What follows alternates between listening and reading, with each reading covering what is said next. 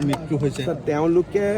যিটো কেজুৱেলি ভাৰত ৰত্নৰ কথা কৈ আছে ইমান কেজুৱেলি ভাৰত ৰত্ন নহয় ভাৰত ৰত্নৰ কাৰণে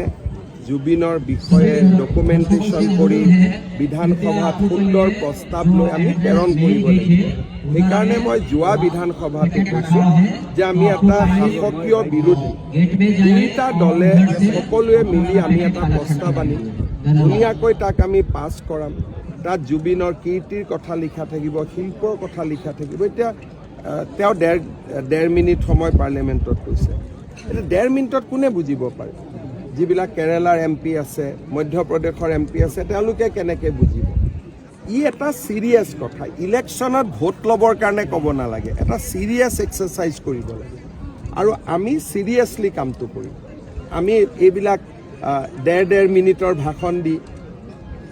ইয়াতে মিডিয়াত টেপটো পঠাই দিলোঁ ক'লোঁ যে আমিয়ে চব কৰিলোঁ অহাকালি যদি জুবিন গাৰ্গে ভাৰত ৰত্ন পায়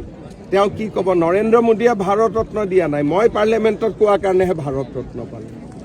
যেনেকৈ এতিয়া নুমলীগড়ক নৱৰত্ন মোদীয়ে দিয়া নাই তেওঁহে পাৰ্লিয়ামেণ্টত কোৱাৰ কাৰণে পালে এইবিলাক হৈছে চিপ পাব্লিচিটি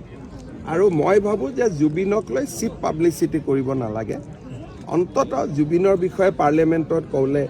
বিৰোধী চৰকাৰী সকলোৱে মিলি অন্ততঃ 1 ঘণ্টাটো আলোচনা হ'ব লাগে